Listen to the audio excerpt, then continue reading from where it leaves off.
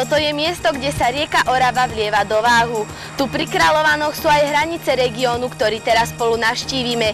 Vydajme sa teda hore prúdom do nádhernej krajiny a objavme spolu krásy Oravy.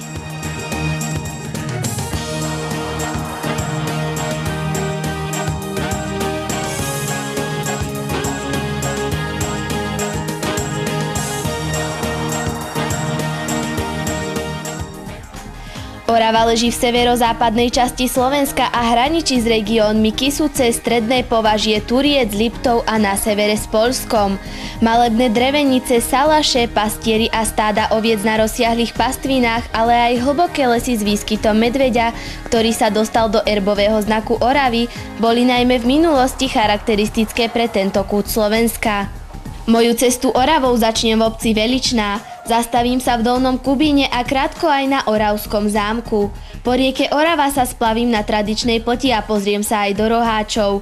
Navštívim Oravský skanzen v Zuberci, poplavím sa Oravskou priehradou a pozriem sa aj na najsevernejší vrchol Slovenska, majestátnu Babiu horu.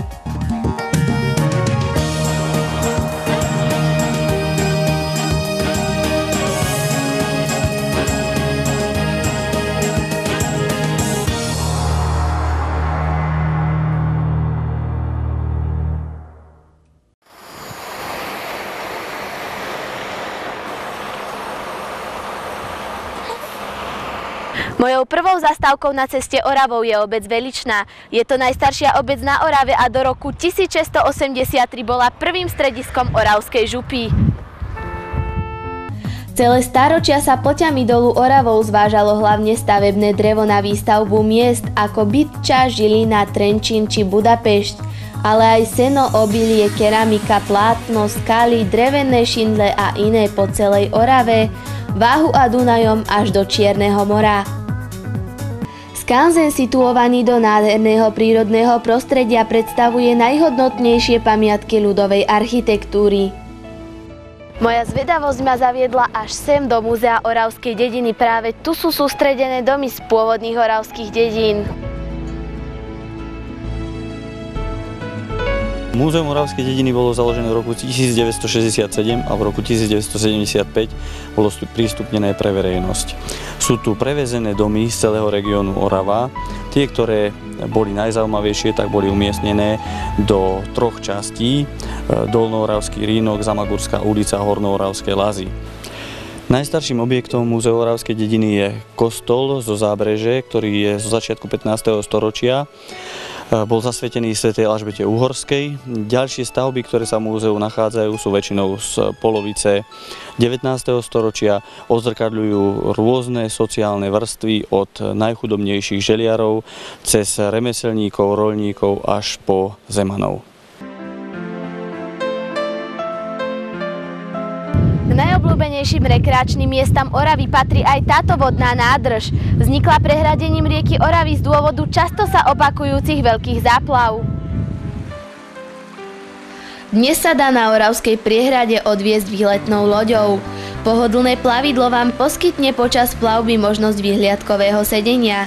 V prípade nepriaznivého počasia sa môžete ukryť v dolnej časti lode.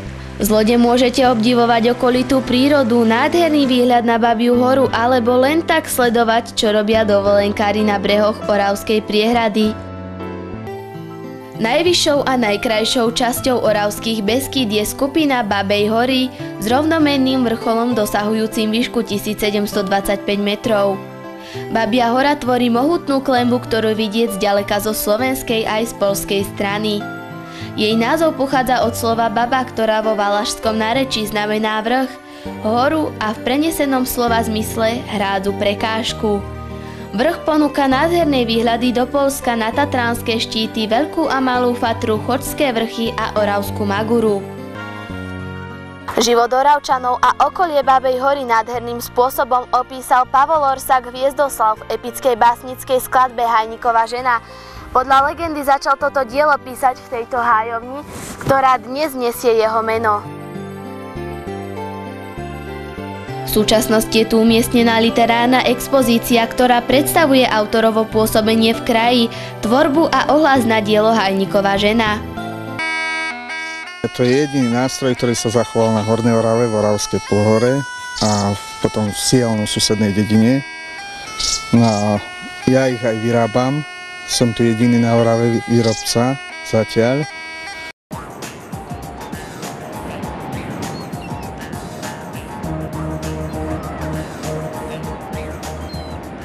Moja cesta Oravou sa pomaly končí. Aj v tomto regióne som sa snažila vybrať to najzaujímavejšie, tak dúfam, že som vás nesklamala a všetko si prídete pozrieť na vlastné oči, pretože ja sa sem určite vrátim.